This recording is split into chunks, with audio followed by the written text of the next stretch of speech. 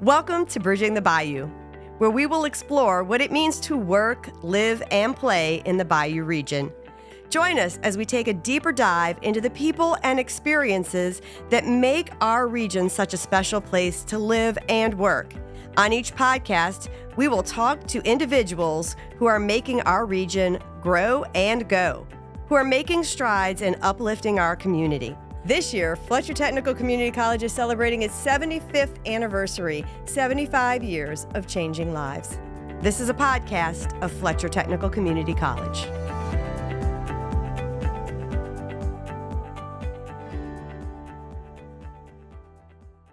Welcome back. Bridging the Bayou, the podcast of Fletcher Technical Community College. I'm your host with the most, Chancellor Kristine Strickland, and I am joined today by a superstar here at Fletcher, Nancy Clement, who is the Dean of our Energy and Advanced Technologies program.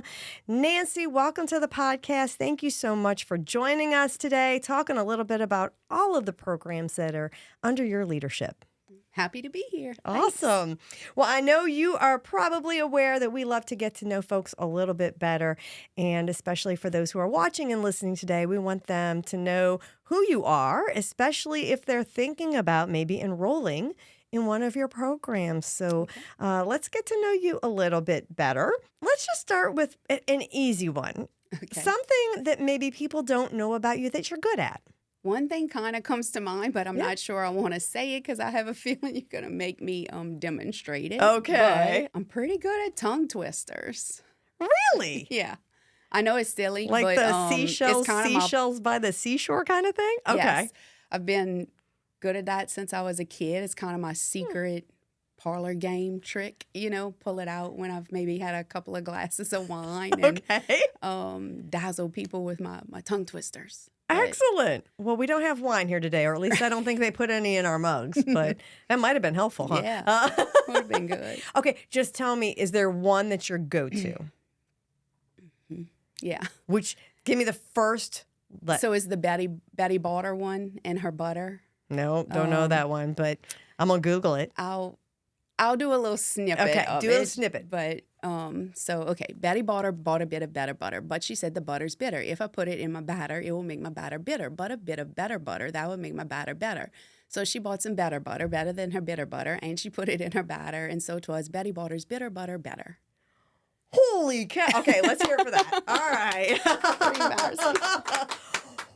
Wow. But I have a few others. That's the longest one, and I don't know. I've just always been good at picking them up and memorizing them and spitting them out. Yeah. That's an amazing talent. I bet you, I know I couldn't do that. You just blew my mind. I thought that I knew. Yeah, look, I can't even do it. Sally sells seashells by the seashore. Correct. Yeah. Can't even do it. So, well, kudos to you. Secret talent. All right, secret talent.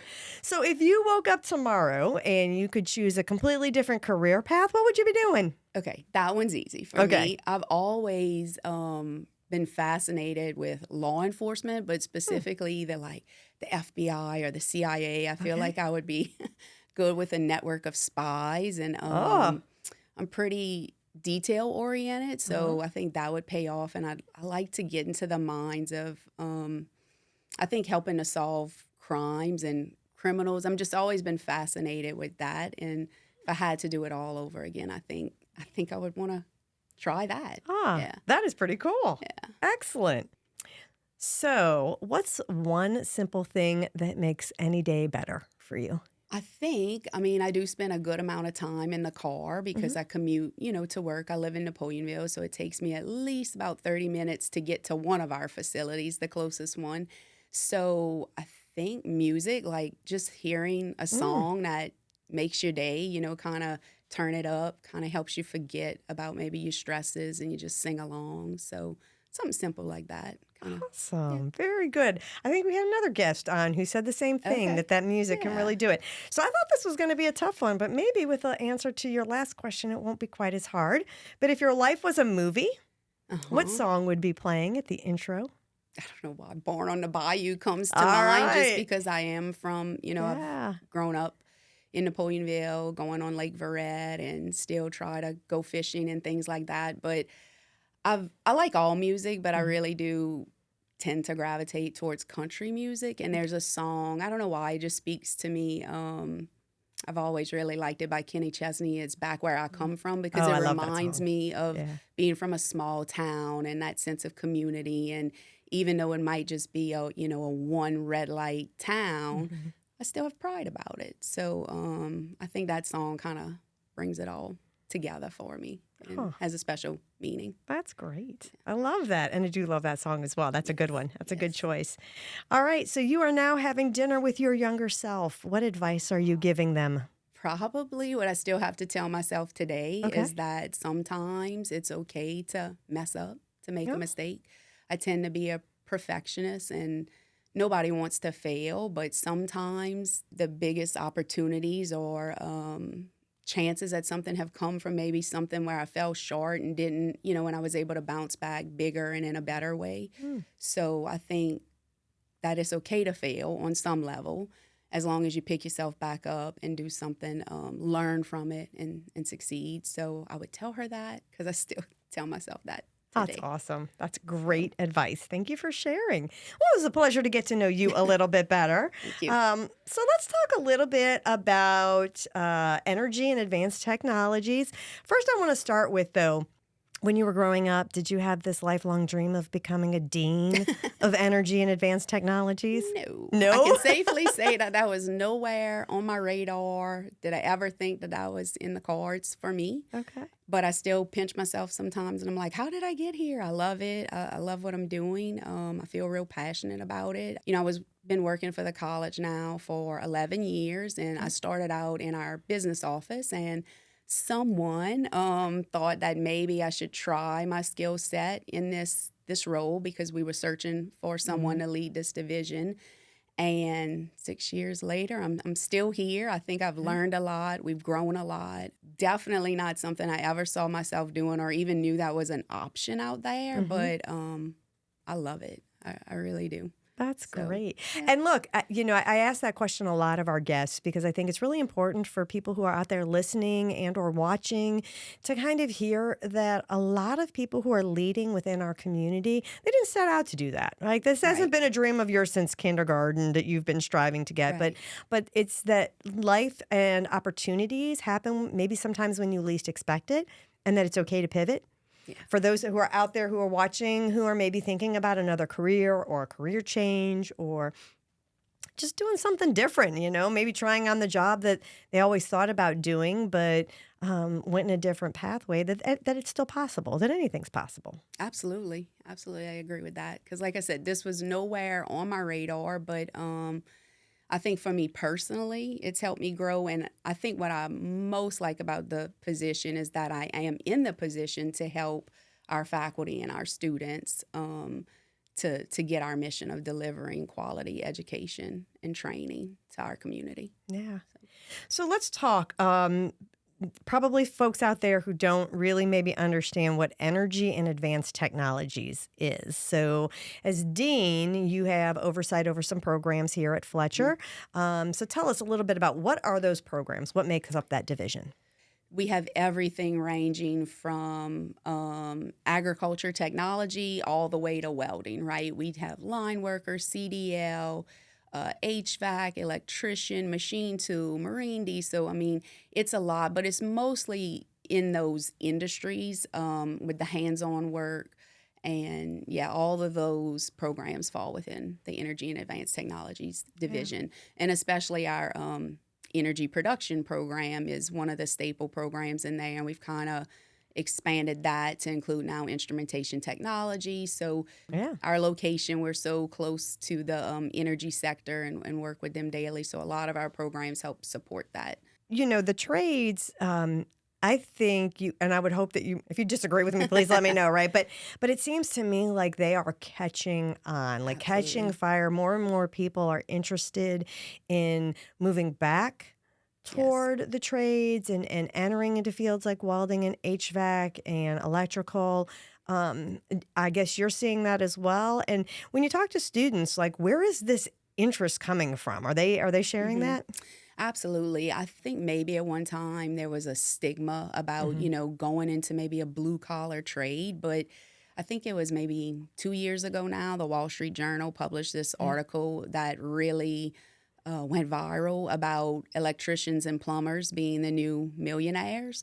I think that people are realizing that there are tons of job opportunities out there. You can have a solid career making really good money doing these things, and they're always going to be needed. The jobs may evolve, right? We're seeing all the technology advances in AI, but we're still going to need somebody to come unclog our toilet. Like a robot can't do that. And we kind of saw that in COVID too. Like those were the first people allowed to go back to work. So it's just that job security, but not only that, knowing you can make not just a living wage, but a really good wage to support your family. Yeah, I mean, the reality is we live in South Louisiana. HVAC technicians, which are heating, ventilation, air conditioning technicians, that they aren't going anywhere, right? And no lie, I had to call a plumber out to the house the other day, and I just looked at my husband and said, I made a wrong career choice. Oh, yeah. I mean, I think their going rate is close to $150 an hour just to step to your house. So, yeah, I mean, mine was that much for 20 minutes. Yeah. So I don't know. And I think that it's finally the stigma around that has kind of gone away. And now we see parents encouraging their sons and daughters to go into these fields. Yeah.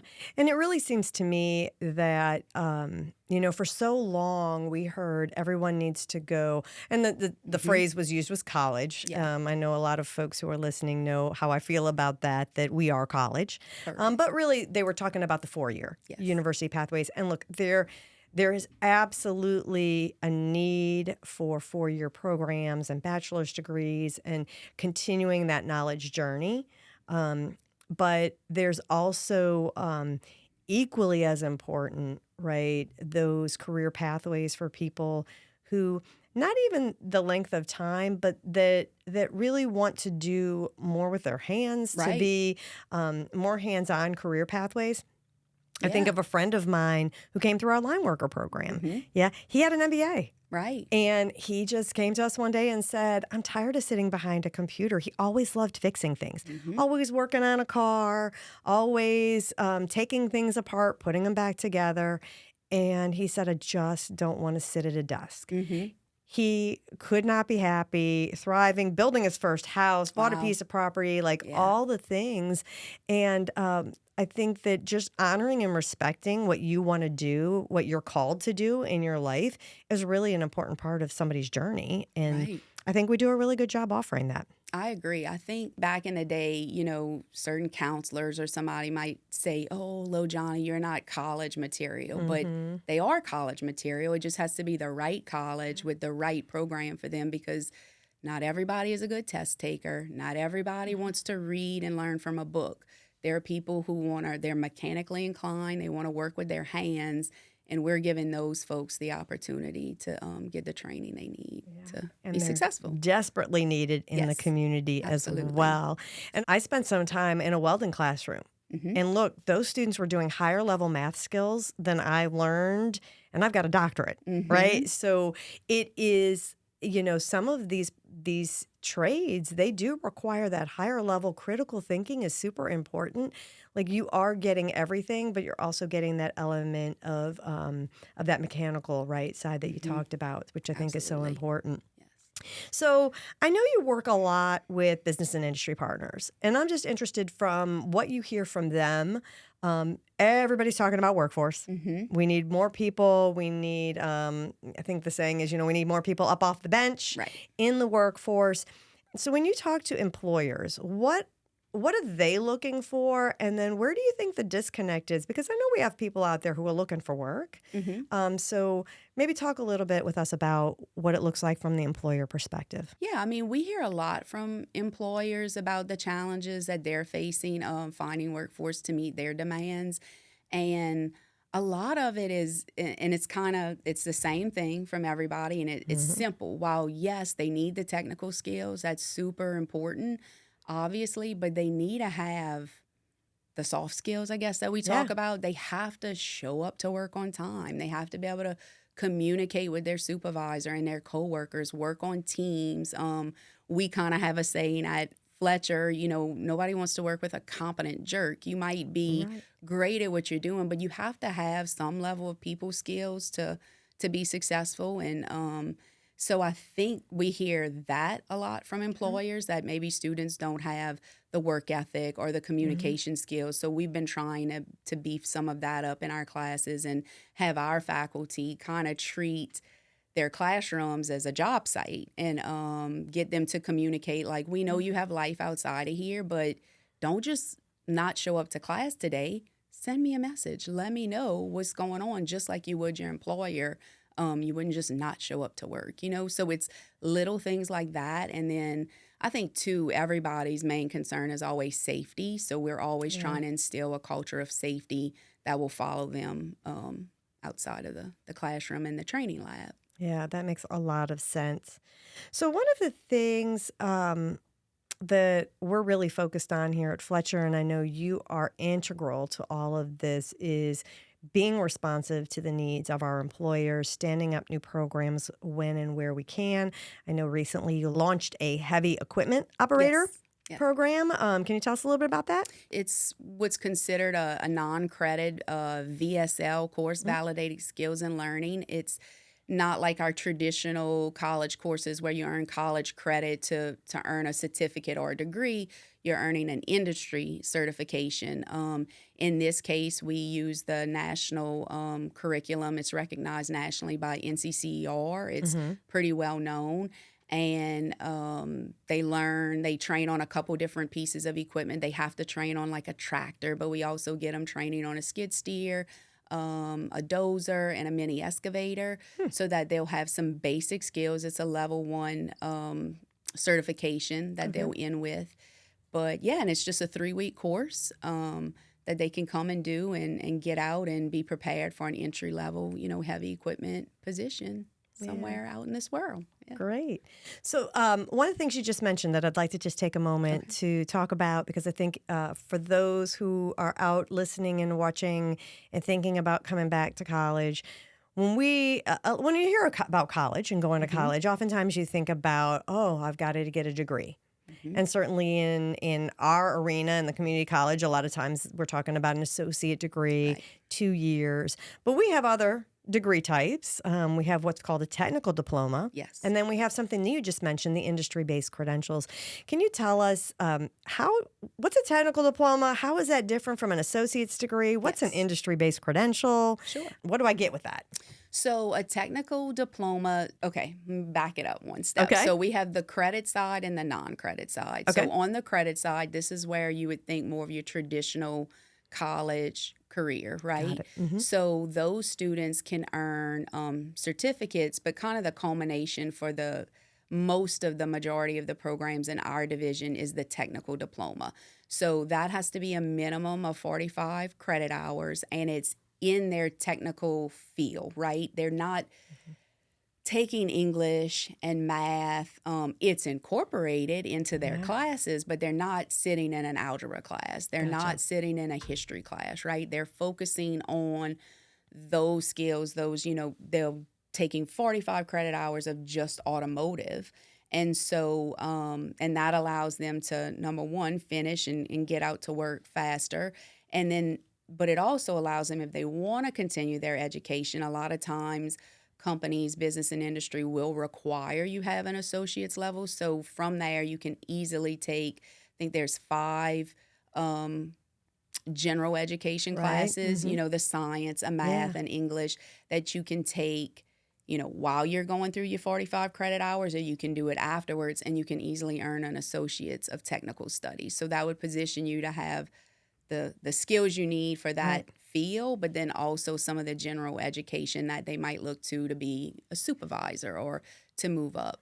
So in that case, if you're someone out there who has math phobia, right, and you think to get back into college, I'm going to have to sit in college algebra. This is a really great pathway to go down where if you want to do that at some point, it's available to you, but it's not a stopper. It's not That's a right. showstopper in terms of you getting skills and train and being able to go to work. That's right. Yep. Awesome. And like you were saying about math and welding, they're doing math. They just don't realize they're doing it. And I think sometimes it takes that practical application, where you're not solving for X and it makes more sense. And they're more familiar with it, and so they're still getting math skills. They just don't know it. We're hiding it. It's like when you hide your vegetables in your kids, like macaroni and cheese. There's a theme going today. Right. I'm on a macaroni and cheese kick. But and then the industry-based certifications, please tell me about those. those are so we have those embedded in our credit programs, but we also have them as standalone. Maybe that's what you're working to earn on the non-credit side of things. So that's usually something that's recognized nationally. I mean, it could be like a CDL. You can go through our 6-week course, and we prepare you to be able to pass the CDL state examiners test that our instructors also administer. So that would be considered an industry-based credential because they now have the credential needed to go and work in that field. Right, so in automotive, there's ASC Foundation that has a bunch of credentials in brakes, HVAC, engine repair, and we have these throughout, electrician, HVAC, line worker. They're all earning these credentials that you can put on a resume that, like I said, most of them are nationally recognized. So you can look up what is an NCCR level 1 heavy equipment operator, what are their skills, and an employer can easily see, they can do these 10 things. That's what was taught in the curriculum. So it gives it I think some validation to what we're teaching, that the students, because there's usually an exam involved, they have to pass something. It might be hands-on, it might be, a written test, but there's validation to the training we're doing when we're able to issue those credentials to them. So along those lines, talk to me like I'm a prospective student over here. And we've talked throughout this podcast that one of the sort of greatest enemies of our students is time. And I know that especially in your division, there is a lot that folks can do where they're not committing 2 years of their life. Right. They may not even be committing a semester, a 16-week. So if I'm working, right, I'm out there hustling and trying to make ends meet and supporting my family and paying my bills, but yet I want to go do something where I might be able to make a career change, make a little more money. What would you recommend to me? What do you have to offer me? Well, we have a lot to offer. I think one of the first things we kind of looked at when I moved into the role is because we realized people have things going on in their life, right? They have work, they have family obligations. So they need some flexibility, and they also need, I guess, they don't want to be in school for 2-4 years. So we did shorten the amount of time that it takes to complete most of the programs. We kind of looked at the schedules and made some changes for efficiency there. We also were able to transition a few of our instructors to be able to teach for 12 months. So now the students, there are certain programs that you can earn your whole technical diploma in just 1 year. Wow. And then we also have the short-term programs, like we were saying, that you won't earn that diploma, but you'll get the certificate, and those are short. And then we have also expanded our offering of evening classes. Great. And we're hoping to do more of that to be able to meet people, where they are if they have to work all day. And then I think one thing our faculty does extremely well in our division is they do offer that level of flexibility, especially like I'm thinking of the energy production program. He has students in that program who are working offshore, so he's able to put some of their assignments in Canvas online. They can complete them virtually. And then, so when they're away for 14 days, they can do that work on the computer out there. And then when they come in, they're demonstrating their skills in the lab, and he's able to verify that they've learned these things. So we see some of that. So I think the key is just being able to be flexible and, offer things at night and maybe even weekends. I think the challenge for us is finding instructors who are qualified, because we need people who have been in the field and know this stuff and are experts, but who are willing to come and teach for us. And that might be in the night or, during the night or on the weekend. And so it's sometimes finding those folks. And I think when we do, they kind of realize it's a way for them to maybe make a little extra money, but they're helping their field, their industry, right? I mean, it's one thing if you get somebody to go to work there, but if you train 20 people, wow, you've made a huge impact. And I think that that's really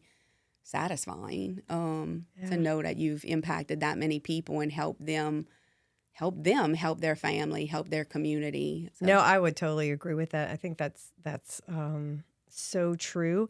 I think what you and I see a lot of times with our faculty are people who worked in industry, worked in their field, love their craft, love their profession.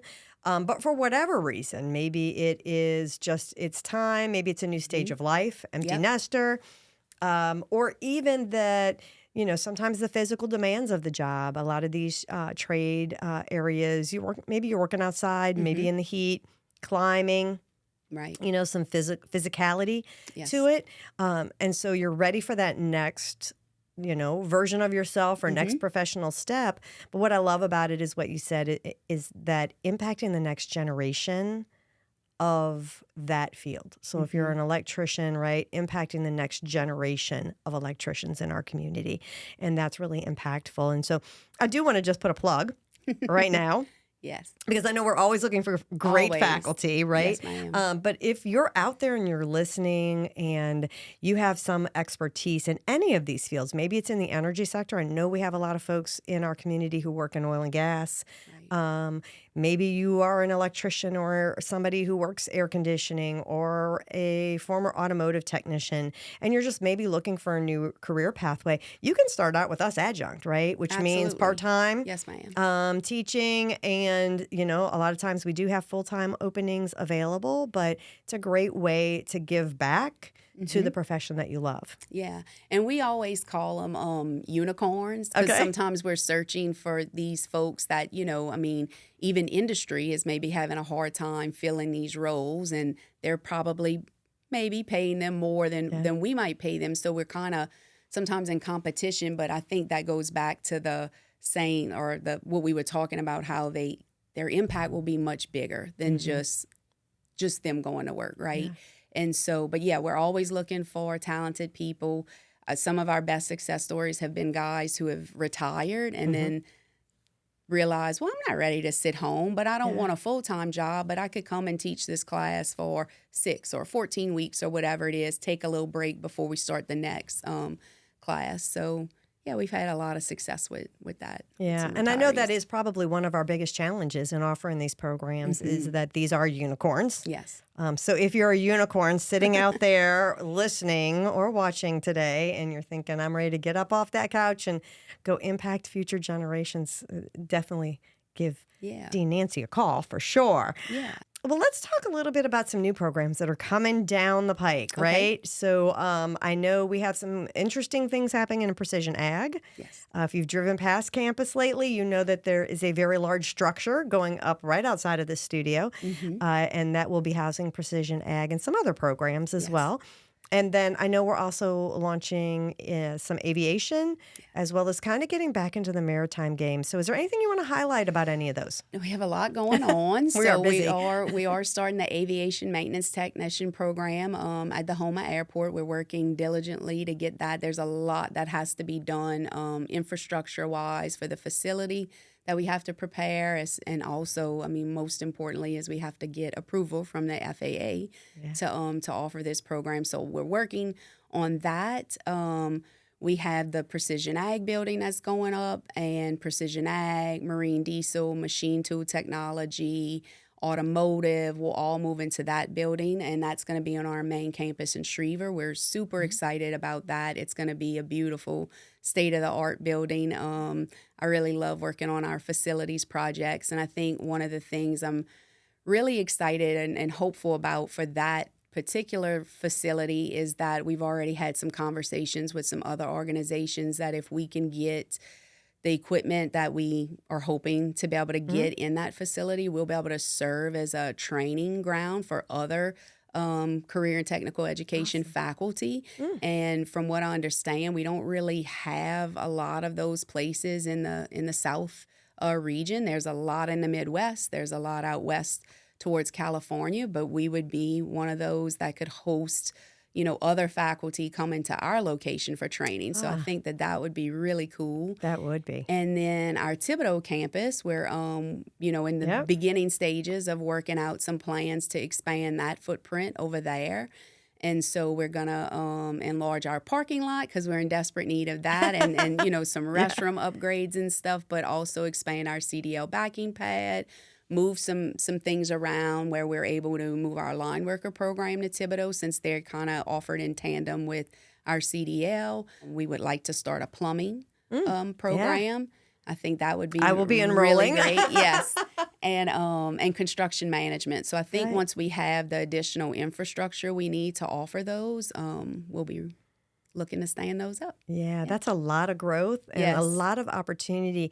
I know in my conversations around, for instance, the aviation program, a lot of that was driven from the fact that business and industry was coming to us and saying that it's upwards of 95% of the workforce that is servicing the major providers, right? Thinking like companies like Bristow and PHI and some of the big helicopter companies and others in this aviation sector, that the workforce is being brought in from out of state. Yeah. So these are great jobs that I'm so excited we're going to be able to offer to our community, that you are going to be able to live in Houma and head out to the Houma Terrebonne Airport and have a great job, make a great wage, and retain some of those jobs for our folks here in the region. Absolutely, yeah.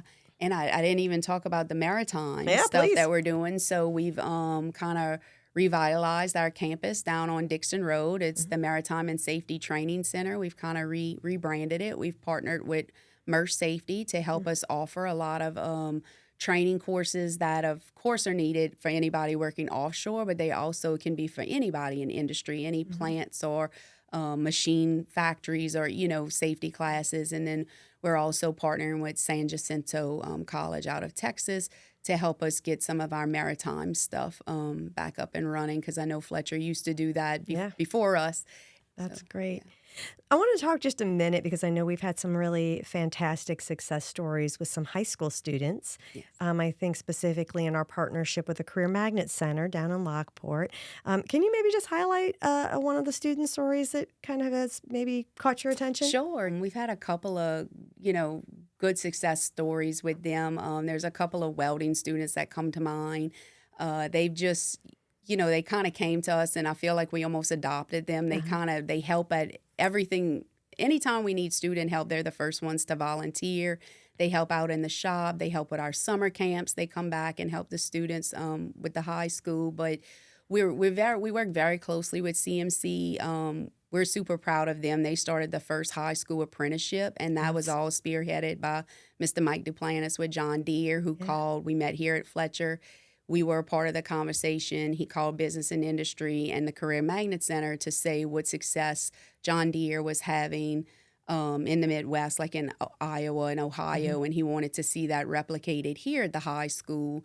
And they were able to stand that up, and we were there to partner and help them along. We've recently met with the Career Magnet Center and the folks in Terrebonne Parish, the Career Training Center over there, and to make sure that our curriculum is aligned. So we got our faculty together with their counterparts, and try to make sure everything's aligned and that those dual enrollment students are getting the best bang for their buck, right? That they're getting the same education they would get here, and we're able to give them more credit at Fletcher so that they can come here, finish their degree, and it won't take them quite as long. Yeah, and we've actually had a couple of students in those programs who've completed college-level certificates, technical diplomas, even sometimes before they finish their high school diploma. Yes. It's mind-blowing. So one of our unique programs, I think, is our Marine Diesel program at the Career Magnet Center. We have a Fletcher instructor who's there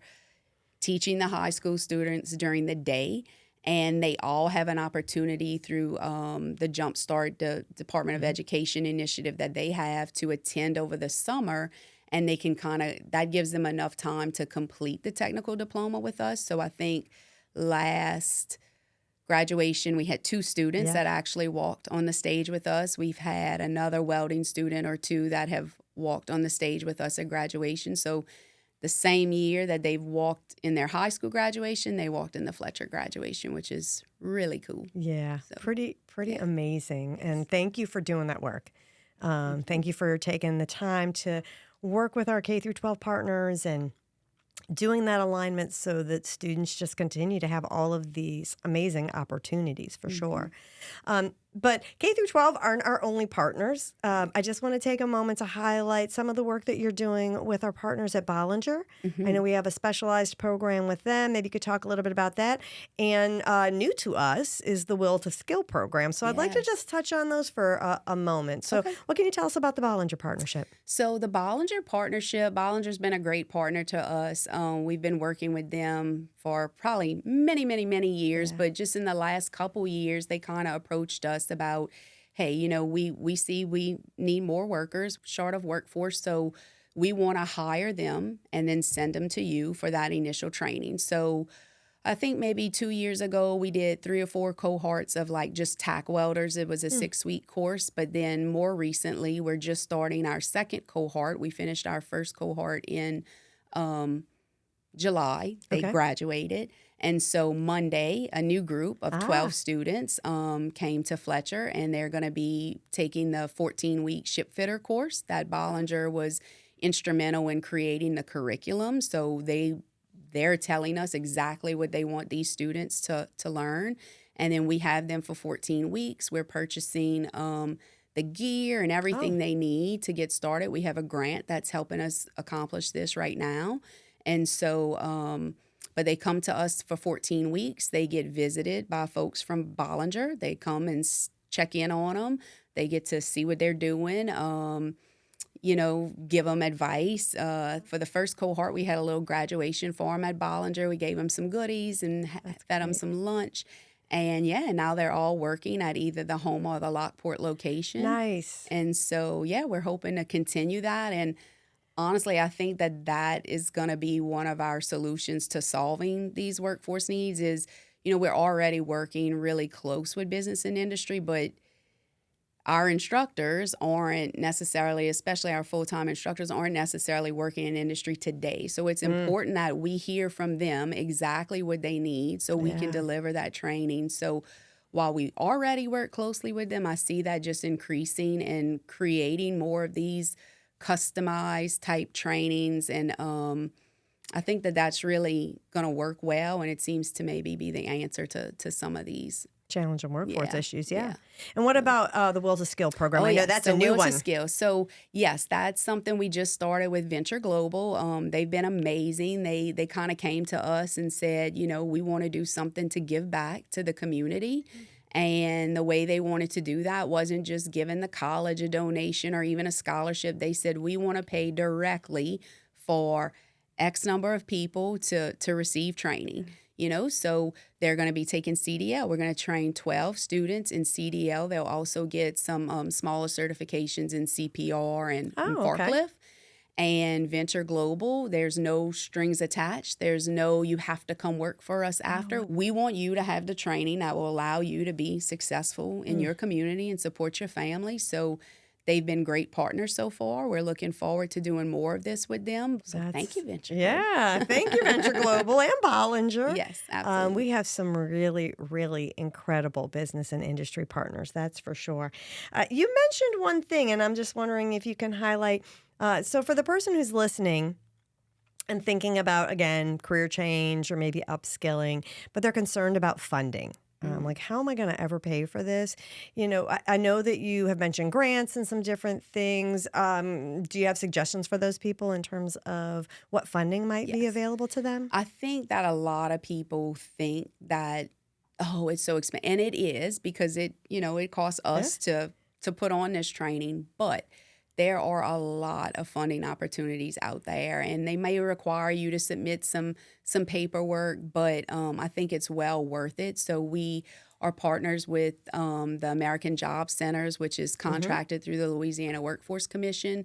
They have a location in Assumption, Terrebonne, and Lafourche Parish. The Lafourche Parish office is actually at Fletcher's Thibodaux facility. Yeah. So we work very closely with them. There are certain programs that are approved where they will pay the entire cost, the tuition, and they'll also buy you the gear and everything that you may need to come to the training and go out into the workforce. So that's through federal dollars. There's WIO, it's the Workforce Investment Opportunity Act or something. Yeah. So that's out there. Specifically for our state, we have the MJ Foster Promise program, which also if the training falls into one of those high wage, high demand categories, which most of the programs in our area do, you can apply for that and it'll cover the cost of your tuition. And then the college itself always has scholarship opportunities, and we've expanded those beyond the traditional credit students. We're also offering them to non-credit students. And I think, too, a lot of the local organizations that we hear about, SCIA, BIG, they all offer scholarships. So it's out there. You have to look. And if you're not sure where to look, come talk to us. Right. Call us. We will help you find them because there is funding out there. You just have to be willing to go after it. Yeah. So if you're listening, look, don't let that be a hurdle. Right. Reach out. We don't want that funding to be a non-starter where you just say, oh, I can't, right? Pick up the phone, call us. I know you can email us. You can actually get online and chat with one of our enrollment counselors. They can walk you through all of the different funding options and what you might be eligible for and can help you get started for sure.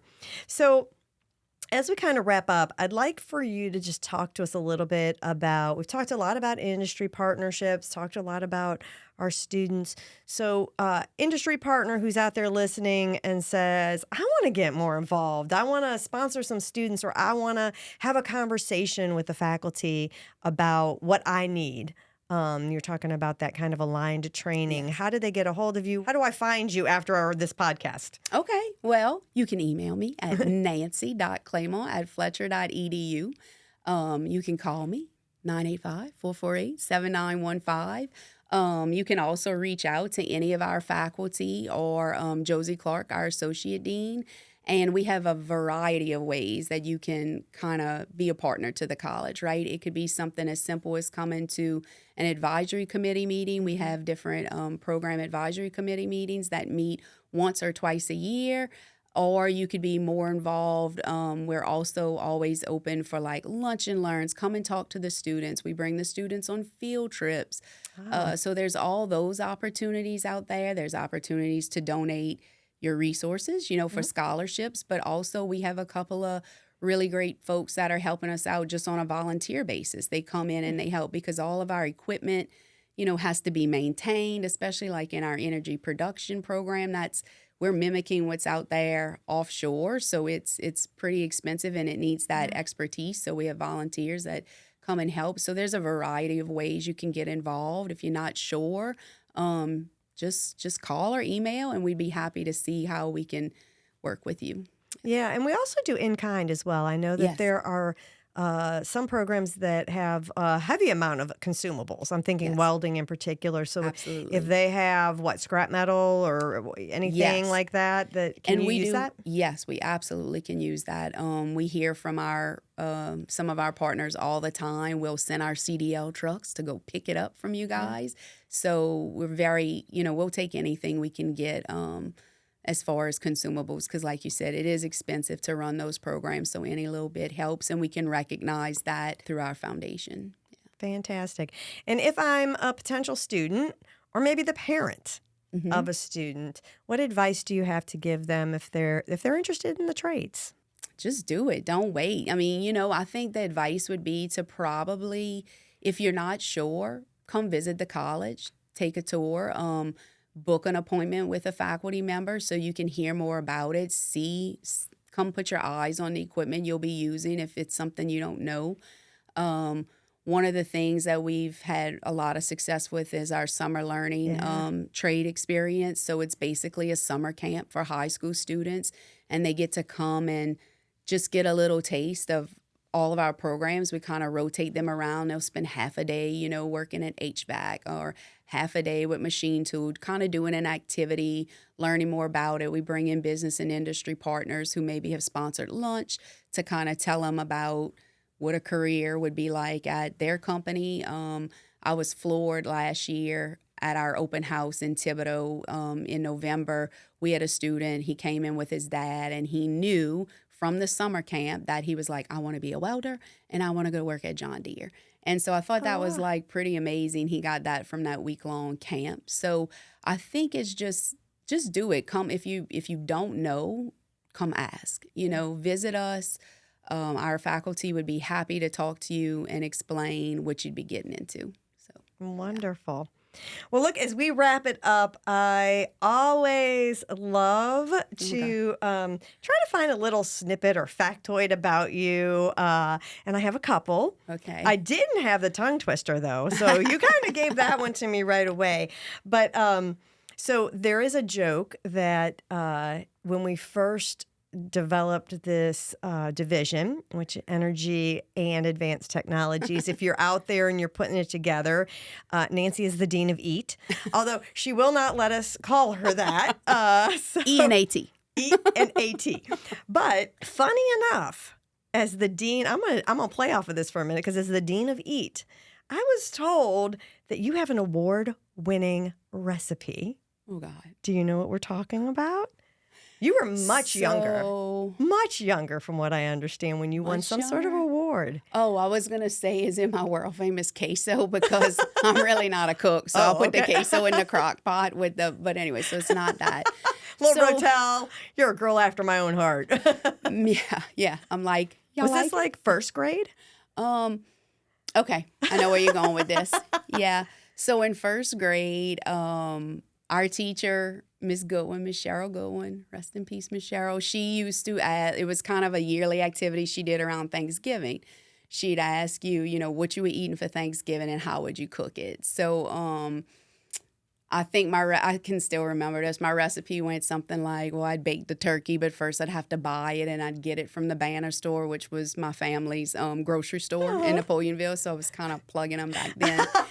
And then I don't know how many salesperson people, at heart, huh? Yeah, right.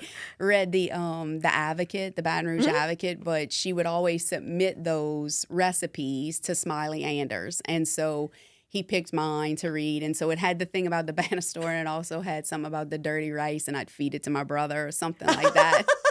And then so a few of us were also selected to go on Tune In, which is like the morning show on Channel 2. And I was in first grade, and I had the biggest crush on Leo Honeycutt. He was one of the hosts. And so I ran to sit by him on the sofa and all. So, so my little recipes got me to meet my crush when I was little. Look at you. That's amazing.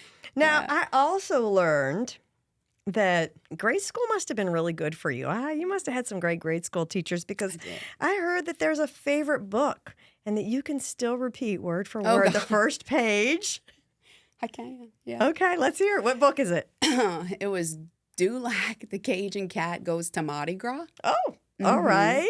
And so tell us about Dulac. First grade must have been a banner year for you. Because I think this was also first grade, and the illustrator of the book came to our school, and he signed copies of our books and everything. And I guess I read the book, and I do love to read. So even way back then, and still to this day, I know the whole first page of that book. Give us a sample. Oh God, do I have to? Okay. I'm Dulac, that Cajun cat from down Dulac. So take a peek, because I'm unique. I'm a left paw girl who's a glad cat, a patty on the back cat. I don't break laws, but these here paws have claws as sharp as tacks. Whack. They make me look like a mischievous brat, but I'm a soft and loving Cajun cat. Oh, that's almost a tongue twister. Right? I know now why you can repeat that like that. Yeah. You are just a lot of hidden talent. I can't remember what I ate yesterday, but I can remember that book from first grade. Look, we've had a number of guests on where we've talked about the impact teachers have made over the course of people's lifetimes, the things that you still remember, whether it's a song or a book or something like that, and the impact. And so I know that you get to work with some amazing instructors here at Fletcher every day, and they're doing that, right? Absolutely. They're giving back to students that Maybe they're not in first grade, right? Mm-hmm. But they are teaching lessons that are going to stay with these students a lifetime. And it's not just, I think, going back to what you said earlier, not just about the skill trades, right? Like not about how to turn a wrench, right? But the soft skills, the how to work with people, right? The how to be a great team member. And it's all of those things that I think our faculty pour into our students every day in the classroom. And I know makes you proud to lead that division. It certainly makes me proud to lead this institution. So we're very, very fortunate to have not only the great group that you have working underneath you, but also having you here on our team. So thank you for all you do for us. I really appreciate that. And thanks for coming on today and being a good sport and allowing us to get some tongue twisters out of you. Just wait till next convocation. You're in trouble. Goodness. I know. But I want to just say thank you to everybody who took time today out of, I know, your busy lives and your busy schedules to tune in to Bridging the Bayou, the podcast of Fletcher Technical Community College. And if you are interested in any of the various programs, I know we highlighted our energy and advanced technology programs here today, and look, some really amazing opportunities in this division. So whether it's one of those programs or one of the other programs that we have here at Fletcher, please be sure to visit our website, reach out and connect with us. Fletcher.edu, www.fletcher.edu. You can get a lot more information about all the programs. But as our dean mentioned today, pick up the phone, call us, send us an email, hop on a chat with our enrollment counselors, ask your questions, and we're going to do our darndest to help you reach and achieve whatever your goals are professionally and personally. And we will put all kinds of great information about your programs, about how to connect with us, but also we'll be sure to include some information about our programs with Bollinger, with Venture Global, John Deere, all of the amazing things, programs, specialized programs we have going on here if you'd like more information on those as well. So be sure to check out the show notes. And as always, like and follow us wherever you get your podcasts. Till next time, hope you all stay well and look forward to seeing you together for the next episode of Bridging the Bayou. See you soon. Thank you for listening to Bridging the Bayou, the podcast of Fletcher Technical Community College. Be sure to like and subscribe wherever you get your podcasts.